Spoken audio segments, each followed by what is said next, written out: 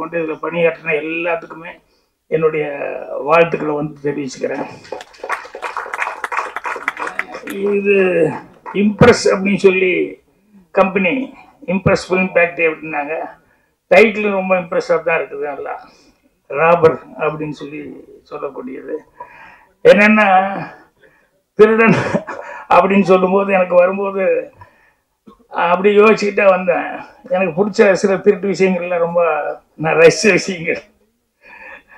அது சிவாஜி சார் நடிச்சது ஒரு படம் இருக்கும். ஒரு ஆள் வர்றான், நகை பணமெல்லாம் எடுத்துகிட்டு வர்றான், அதை திருடணும், நாளைக்கு ஏதாவது நைட் டைமில் போய் எல்லாம் திருடலாம் அப்படின்னு சொல்லும்போது, இதெல்லாம் காலையில் 10:30 மணிக்கு தான் அவன் எடுத்துகிட்டு கடைக்கு வர்றான், 10:30 மணிக்கே திருடிடலான்னு, இங்கே அந்த ரோட்லேயே வச்சு திருடிடலாம் அப்படின்னு. இந்த ரோட்டில் வச்சு எப்படி திருடுவா அப்படின்னா, ஒன்றும் இல்லை ஒரு கேமரா மட்டும் கொண்டு வாங்க அப்படின்னு சொல்லிட்டு 2 ஆளுகளை விட்டு கூட கொடுங்க அப்படின்னு சொல்லிட்டு அந்த சேட்டு வரும்போது இவர் உணர்ந்து கேமராவெல்லாம் வச்சு ரெடியாக 10 மணிக்கு வெயிட் பண்ணுவார். ஜனங்கள்லாம் சேர்ந்துருவாங்க. என்ன சார்னா ஷூட்டிங்கு நீங்கள்லாம் கூட நடிக்கணும் அப்படின்னு. என்னென்ன இல்லை ஒருத்தர் வருவான், அப்போது நாங்கள் வந்து டக்குன்னு போய் நிறுத்தி பிளாக் பண்ணி அந்த பணத்தை எல்லாம் பொட்டியோட பணத்தையும் நகையும் தூக்கிட்டு ஓடுவோம். அப்போ ஐயோ ஐயோ திருடன் திருடன் கத்தும்போது நீங்களாம் சேர்ந்து ஏண்டா வட்டிக்கு வட்டி விட்டு இப்போ காசு சம்பாதிச்சுவேன், அதனால தான் உன் காசு இப்படி அநியாயத்துக்கு போகுது அப்படின்னு சொல்லி நீங்களாம் அவனை பிடிச்சி ரொம்ப கம்மியாக அடித்து அவனை அப்படி உட்கார வச்சிருங்க அப்படிங்கிற மாதிரி சொல்லி சிவாஜி சார் திருடிட்டு போவார் திருடன் படத்தில். நான் ரொம்ப ரசிச்ச சீன் அது. புத்திசாலித்தனம் இருந்தது, அதே நேரத்தில் ப்ரெசன்ஸ் ஆஃப் மைண்ட் யூஸ் பண்ணி பண்ணுறது. இதே மாதிரி ரியல் லைஃப்பில் கூட ஒன்று சொல்லுவாங்க. என்னென்னா இன்கம் டேக்ஸ் வந்து எல்லாருமே பேஜர் ஆகிடுவோம் இல்லையா, திடீர்னு வந்து நிற்கிறாங்க அப்படிங்கும்போது. அது எம்ஆர்ஆர் வீட்டுக்கு ஒரு தடவை இன்கம் டேக்ஸ் ஆஃபீஸர் வந்துட்டாங்க. வந்து என்ன அதுதான் இன்கம் டேக்ஸ் நாங்கள் அப்படின்னா ஒரு 4-5 பேர். உடனே எம்ஆர்ஆர் வெளியே வந்து ஐயோ ஐயோன்னு கத்தினாரு. வீதியில் எல்லாம் எம்ஆர்ஆர் ரோட்டில் வந்து ஐயோன்னு கத்தி, என் வீட்டுக்குள்ளே திருடம் போந்துட்டு என்னை கத்தியை காப்பிட்டு மிரட்டுறா நீங்கள் தான் காப்பாற்றணும் ஜனங்க. நம்ம எம்ஆர்ஆர் வீட்டில் உடனே எல்லாம் பூந்து அடி. இன்கம் டேக்ஸ் எனக்கு அடி விழுந்துருக்கு. இவர் போட்டி படிக்கிற என்னென்னலாம் வச்சிருக்காரு அதெல்லாம் பத்திரமா காரில் எடுத்து வச்சு சேஃப்டியாக கொண்டு போயிட்டார் வெளியே. அன்னைக்கு இன்கம் டேக்ஸ் அன்னைக்கு தான், அதுலேருந்து தான் போலீஸ் இல்லாமல் எந்த வீட்டுக்கும் இன்கம் டேக்ஸ்கே போகக்கூடாதுன்னு அன்னையிலேருந்து தான் போலீஸே வந்து இது பண்ண ஆரம்பித்தாங்க அப்படின்னா. அந்த மாதிரி திருடர்கள் அப்படின்னு சொன்னோம்னா அதுக்கு ஒரு பிரெயின் வேணும், வித்தியாசமாக என்ன திருடலாம் அப்படின்னு சொல்லிட்டு. அப்போ நானே நினச்சி பார்த்துக்குவேன்.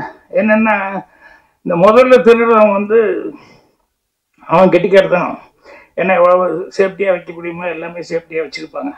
ஆனால் இவன் மைண்டு வந்து ரொம்ப பிரமாதமாக அதை யூஸ் பண்ணி எப்படா அதை திருடிட்டு போகிறது அப்படின்னு சொல்லிட்டு ரொம்ப பிளான் பண்ணி கரெக்டாக போய் இவன் வந்து அடிச்சுட்டு போயிடுவான். அப்புறம் போலீஸ்காரர் வருவான். அவன் வந்து எப்படி நின்று பார்ப்பான், எந்த வழியாக உள்ளே வந்திருக்க முடியும், எப்படி வந்திருக்கணும், ரேகையெல்லாம் போகிறதுக்கு முன்னாடியே அது பழக்கமானவனா இல்லை புதுசாக தெரிஞ்சவனா அப்படின்னு சொல்லி பார்த்துட்டு இவனை வந்து போலீஸ்காரன் வந்து கரெக்டாக அவன் ரூட்டை கண்டுபிடிச்சி இவன் போய் அரெஸ்ட் பண்ணுவான். ஸோ அது இதை விட பெரிய திருடனை விட பிரெயினுங்கிறது வந்து போலீஸ்காரனுக்கு. அதுக்கப்புறம் இது கோர்ட்டுக்கு வரும்.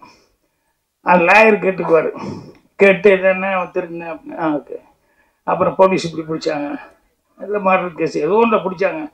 உடனே அந்த லாயர் இவன் இப்படி திருடினா போலீஸ் இப்படி கேஸ் போட்டிருப்பான், இவன் இப்படி பண்ணியிருப்பான் அப்படி பண்ணியிருப்பான், ரெண்டையும் கேட்டுட்டு இப்படி நடக்கவே இல்லை அப்படின்னு சொல்லிட்டு அந்த கேஸே உண்டா பண்ணி விட்டுருவாங்க.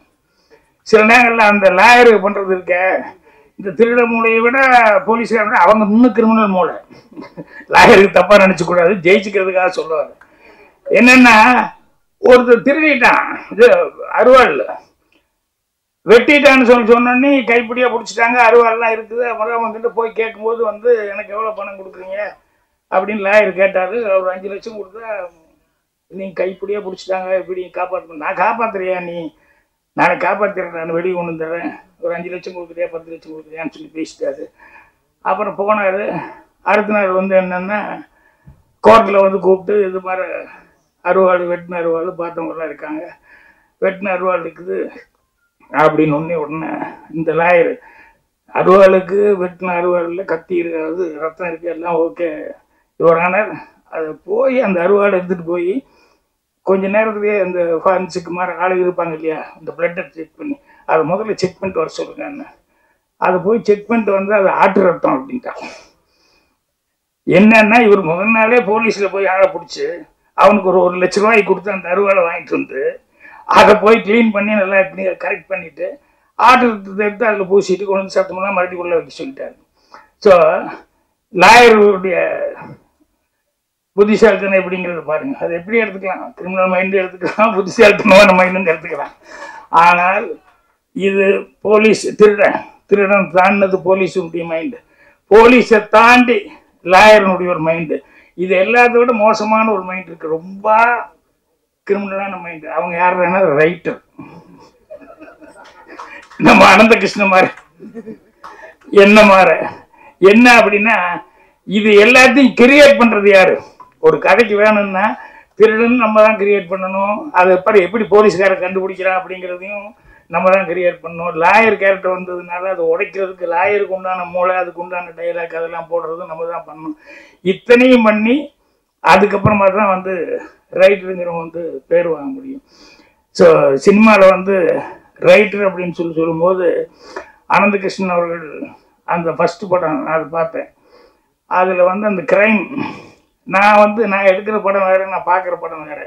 என் லைப்ரரிக்காரனை சொல்லுவான் பூர்ணிமா கிட்ட, எங்கள் சம்மந்தமே இல்லை சார், எப்போ பாரு கத்தி துப்பாக்கி இது இருக்கிற படமாக எடுத்துகிட்டு போகிறாரு, ஆனால் அவர் எடுக்கிற படத்தில் அதெல்லாம் வர்றதே இல்லையே அப்படின்ட்டு. எனக்கு சினிமா பார்க்குறதுனா ஃபைட்டு இதெல்லாம் இருந்தால் தான் எனக்கு பிடிக்கும். ஸோ அந்த மாதிரி நான் படம் பார்க்குறேன்.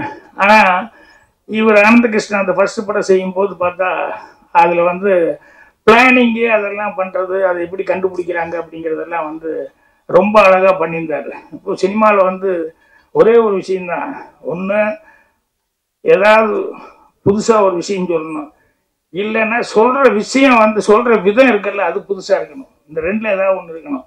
இது விட்டு வேற ஒன்றும் பண்ணவே முடியாது. ஸோ புதுசாக கிடைக்கலன்னா கூட சொல்கிற விதம் புதுசாக இருக்கிற மாதிரி பார்த்துக்கணும்.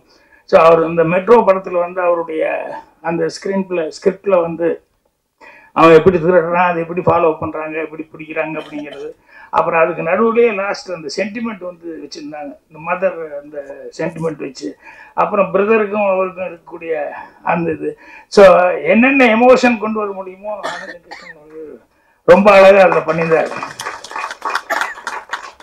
நான் ஃபோன் பண்ணி பேசினேன்னு நினைக்கிறேன், இல்லை ஆமாம், ஆளை இப்போ தான் பார்க்குறேன் நான். ஆனால் படம் பார்த்துட்டு ரொம்ப நல்லா இருக்குது அப்படின்னு சொல்லிட்டு அப்போவே நான் ஃபோன் பண்ணி பேசினேன். ஸோ இதில் இப்போ ராபர் அப்படின்னு சொல்லி டைட்டில் வச்சுருக்காருங்க போது நிச்சயமாக நிறையா ராபர் சம்மந்தப்பட்ட விஷயங்கள்ல அதில் என்னென்னா சுவாரஸ்யம் அதிகமாக இருக்கும். ஏன்னா இந்த திருடுறவன் எப்படி திருடுறான் அப்படிங்கிறது, போலீஸ்காரன் எப்படி போய் பிடிக்கிறான் அப்படிங்கிறது எல்லாமே அது மூளைக்கு வேலை கொடுக்குற மாதிரி அந்த க்ரைமில் எதுவுமே நல்லா இருக்கும். ஸோ இந்த படம் ராபர் அப்படின்னு சொல்லி இந்த டைட்டில் ஒன்றுமே எனக்கு ஸ்கிரிப்ட் வித்தியாசமாக பண்ணியிருப்பார் அப்படின்ட்டு. அதுக்கப்புறம் அனந்த கிருஷ்ணனுக்கு ஸ்பெஷலாக ஒரு நன்றி சொல்லணும். என்னன்னா அவருடைய அசிஸ்டண்ட்டுக்கு படம் கொடுத்து இந்த படத்தை டைரக்ட் பண்ணி வச்சிருக்காரு.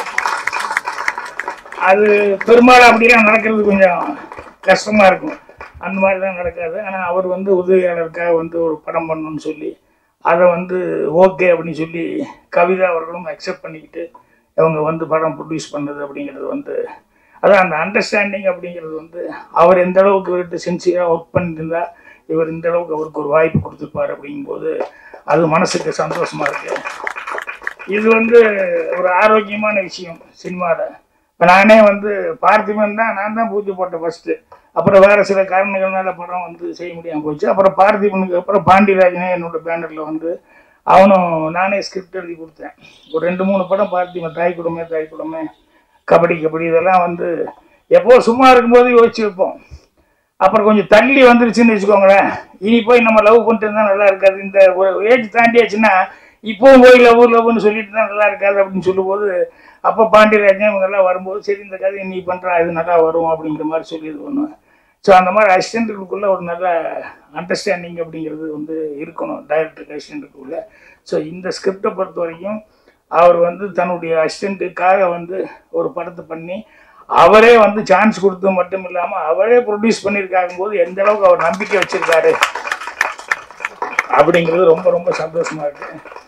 ஸோ கவிதா அவர்களுக்கும் சரி, ஆனந்த கிருஷ்ணன் அவர்களுக்கும் சரி, தயாரிப்பாளரும் அவங்க தயாரிப்பாளருக்கு மட்டும் அவங்க சக்ஸஸ் ஆகணும். அவங்க குடும்பத்தில் எல்லாருமே வாழ்த்து சொன்னதுங்கிறது ரொம்ப சந்தோஷமாக இருக்குது. ஸோ படத்தினுடைய வெற்றி விழாவில் மீண்டும் எல்லா அந்த குடும்ப சகிதமாக எல்லாருமே கலந்துக்கிட்டு இதோ சந்தோஷத்தை பகிர்ந்துக்கணும்னு சொல்லி என்னுடைய வாழ்த்துக்கள் தெரிவிச்சுக்கிறேன். நன்றி, வணக்கம்.